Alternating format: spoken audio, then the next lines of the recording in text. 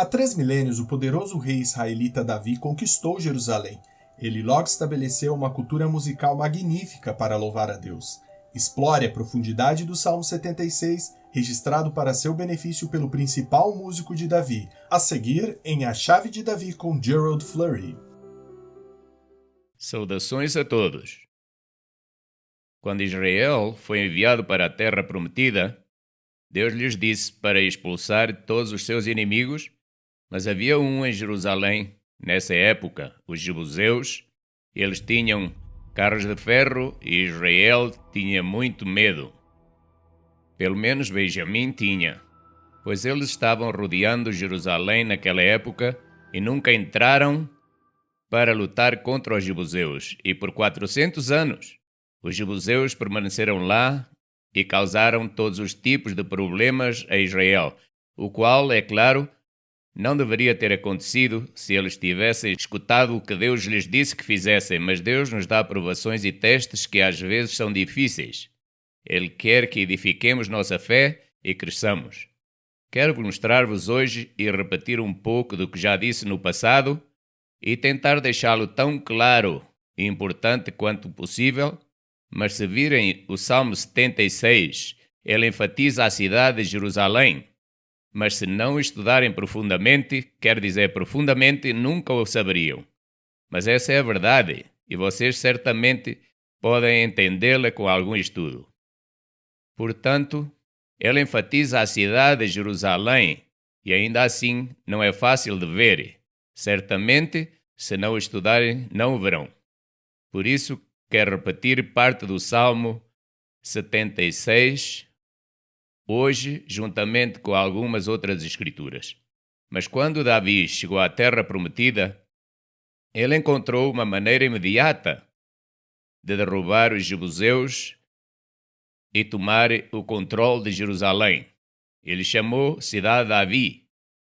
Portanto, essa foi uma grande mudança.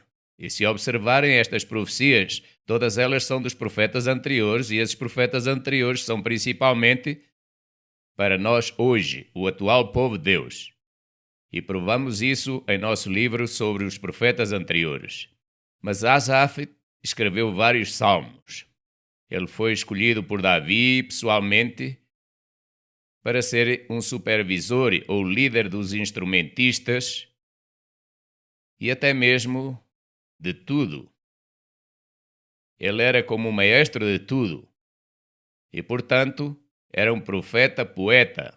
É assim que ele é chamado nas Escrituras.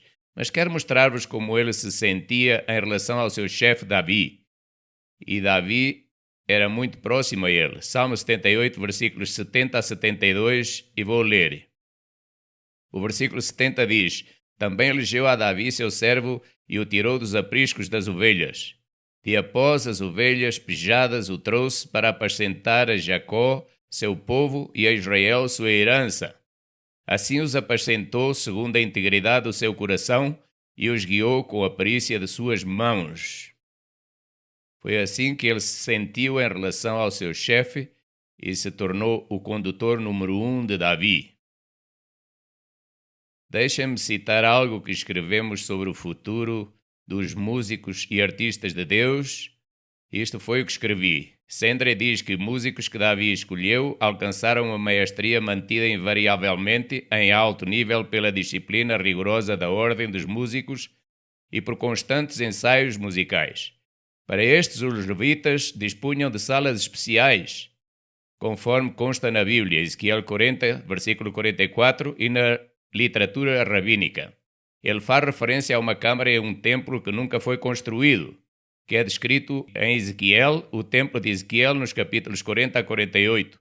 Este é um templo profético que será construído após a vinda do Messias. O fato de que ele inclui salas de ensaio para os cantores da equipe governante de Cristo é extremamente empolgante. Portanto, Deus prepara salas para toda a música, em especial, e para o canto. Inclusive, agora, está tudo planejado aí mesmo em Ezequiel 44. O versículo 1 do Salmo 76, conhecido é Deus em Judá, grande é o seu nome em Israel. E em Salem, está o seu tabernáculo e a sua morada em Sião. Se ele está em Salém, bem, essa é a antiga aliança. Mas por que Salém? Por que eles mencionariam isso? Bem, há uma razão muito clara para isso. No versículo 3 diz: ali quebrou as frechas do arco, o escudo e a espada e a guerra. Selá. Então, isso significa, ou Selá significa, parem e pensem. Apenas encontramos Selá nos Salmos. E é uma forma de nos mostrar como nos podemos aprofundar mais em nosso entendimento dos Salmos e até mesmo de outras escrituras da Bíblia. É uma palavra muito importante para entendermos.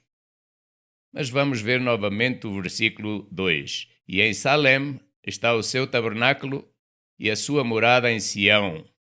Pois disso ele diz, Selá. Em outras palavras, ele quer que paremos e pensemos. Bom, se aqui fala de Salém, bem, o que sabem sobre Salém? Há muita coisa na Bíblia sobre isso.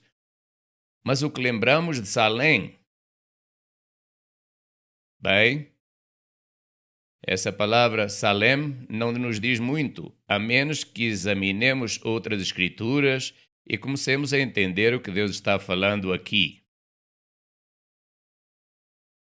Mas, repito, se pararem e pensarem em algumas dessas áreas como Salém, bom, poderão entender o que significa e poderiam pensar em Gênesis 14, versículo 18. Deixem-me lê-lo. Versículo 18. E Melquisedeque, rei de Salém, trouxe pão e vinho, e era este sacerdote do Deus Altíssimo. E abençoou e disse, bendito seja Abraão, do Deus Altíssimo, possuidor dos céus e da terra. Portanto, aqui temos o rei de Salém. Este é o Deus do Antigo Testamento, o Deus que se converteu em Jesus Cristo. E aqui temos uma palavra misteriosa, Salém. Temos de entender o que ela significa. Aí era onde o Deus do Antigo Testamento vivia, em Salém, que se tornou um nome muito mais importante, como veremos daqui a pouco. Nós vamos ler alguns destes versículos. O versículo 4 diz, tu és mais ilustre e glorioso do que os montes de presa. Os que são ousados de coração foram despojados, dormiram o seu sono, etc. E depois no versículo 7 diz, tu és terrível. Vem, é de Deus que estamos falando. E quem subsistirá à tua vista, se te irares? E depois ele faz uma mudança aqui. Desde os céus fizeste ouvir o teu juízo, a terra tremeu e se aquietou. Quando Deus se levantou para julgar, para livrar a todos os mansos da terra, Selá, agora entra na nova aliança.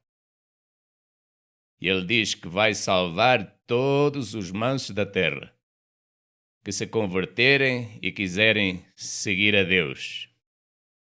Mas ele diz, sei lá, agora vocês têm que parar e pensar. Há algo importante aqui. De que Deus está falando e qual é o lugar de que ele está falando? Bem, ele está falando de Jerusalém. Mas isso ocupa mais espaço e por isso ele se refere a outras escrituras. Para que possamos entender bem, precisamos de mais informação para entender isso. Assim que isto está falando sobre a antiga aliança e a nova aliança. E é claro que queremos entender a nova aliança hoje, porque nos ajuda a ver o que Deus nos está mostrando aqui, que é muito profundo e algo que é essencial para a nossa compreensão dos Salmos e, de fato, toda a Bíblia. Portanto, Salém é a antiga aliança e Jerusalém é a nova aliança. Isso está implicado, mas lhes mostrarei mais sobre isso daqui a pouco.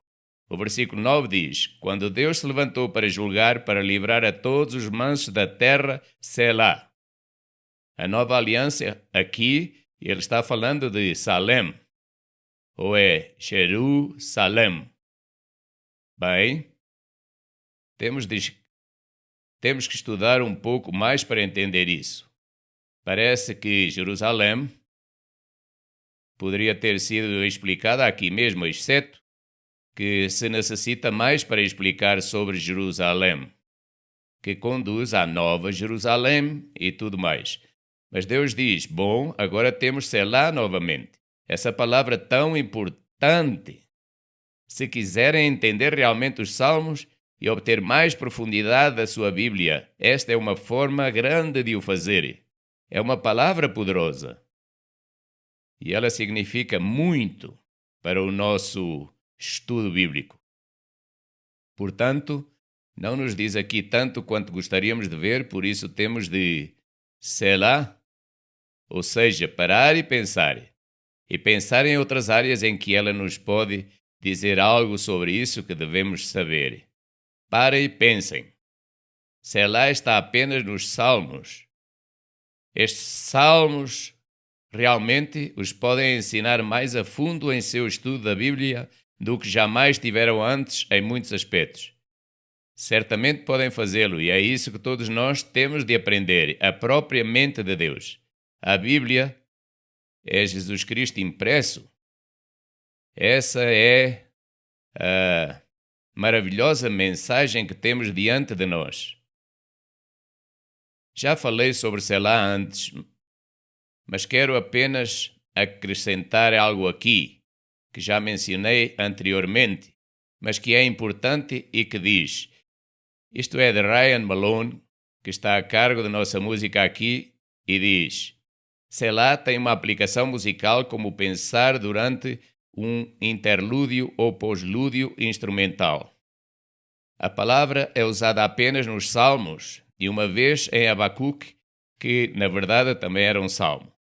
Trata-se de Abacuque 3. Portanto, este uso indica que é um termo musical, um termo técnico que os músicos conhecem. Supõe-se que significa um interlúdio instrumental em que o canto se detém e os instrumentos tocam e durante o qual o ouvinte deve refletir sobre o que acabou de ouvir.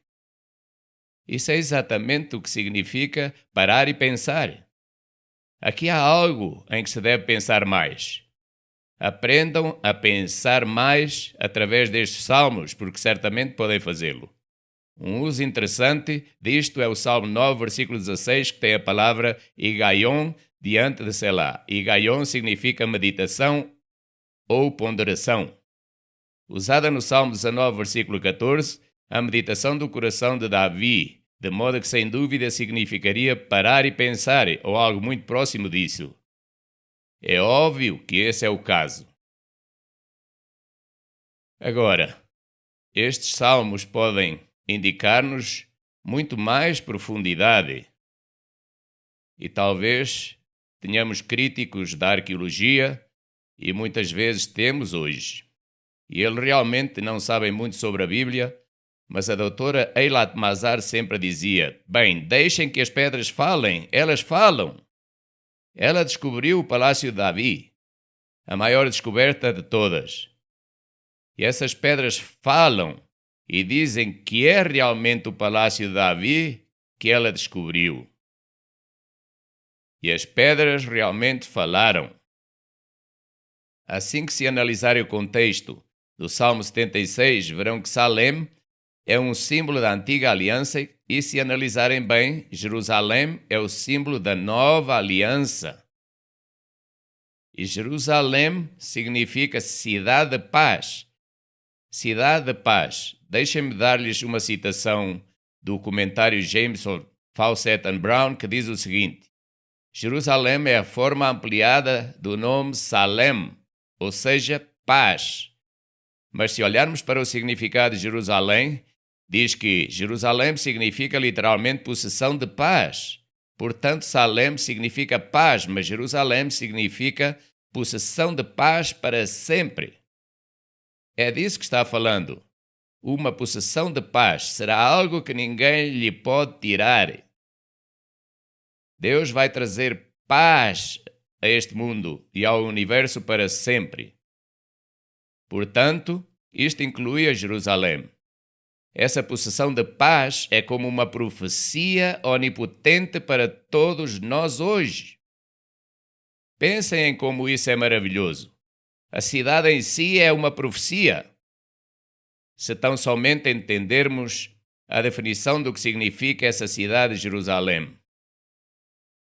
Então, novamente, quando leem Selá aí, veem que, bem, temos que sair deste salmo para entender mais, como o Salmo 87, versículo 3.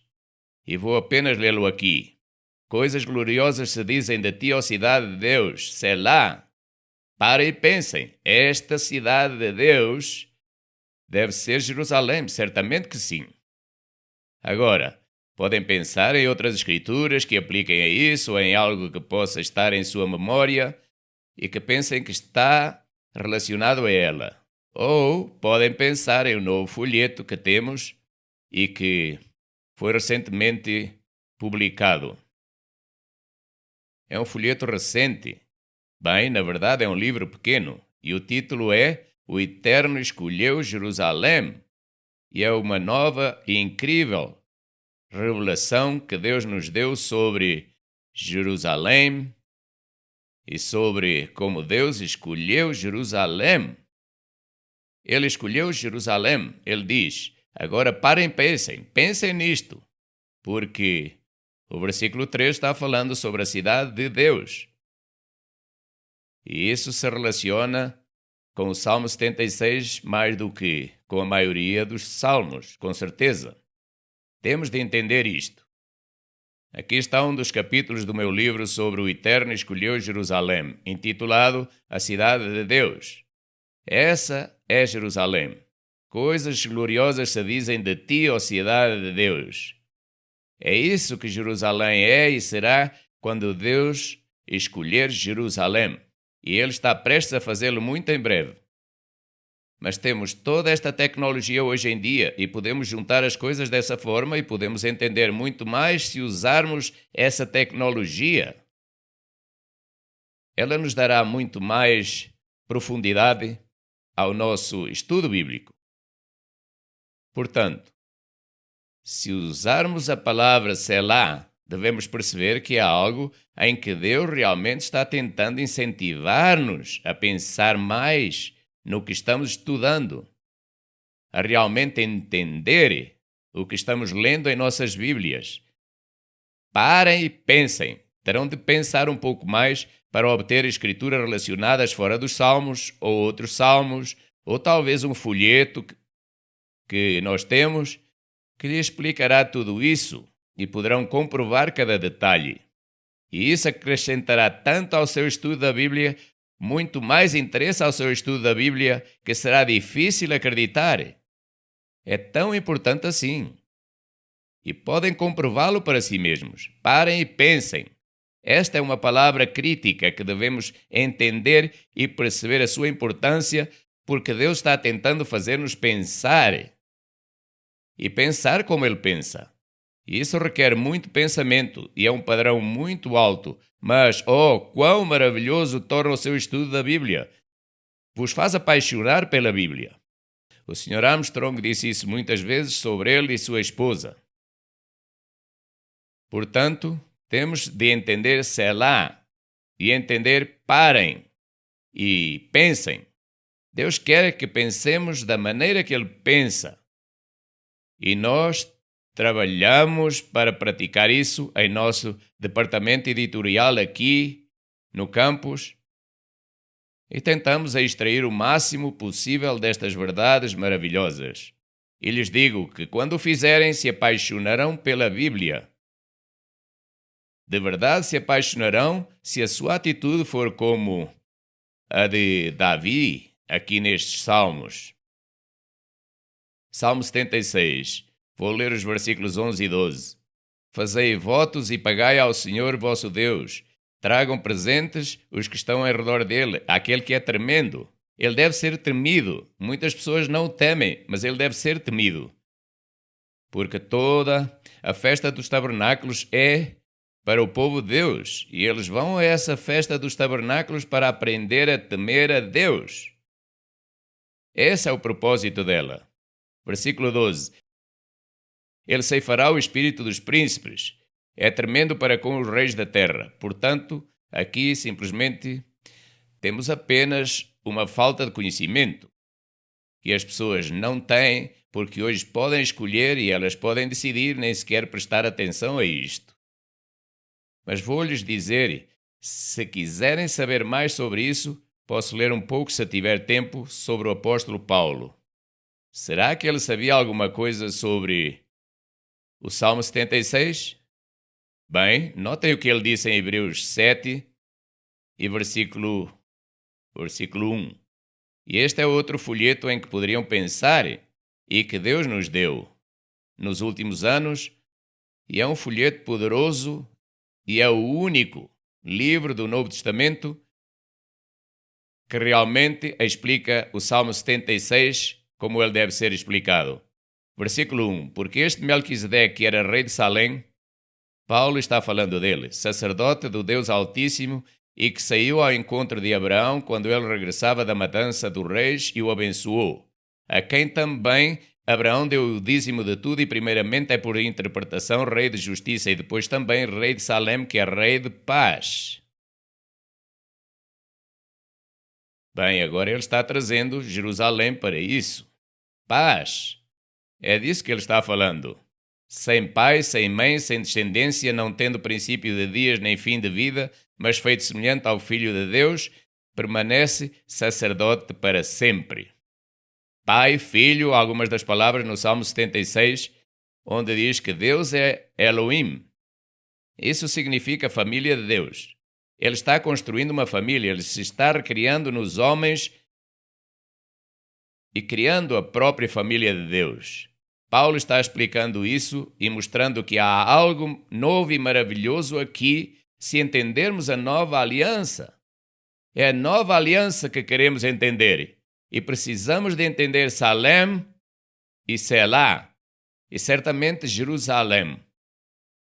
E começaremos realmente a expandir nosso entendimento. É uma verdade maravilhosa a que necessitamos aferrar-nos.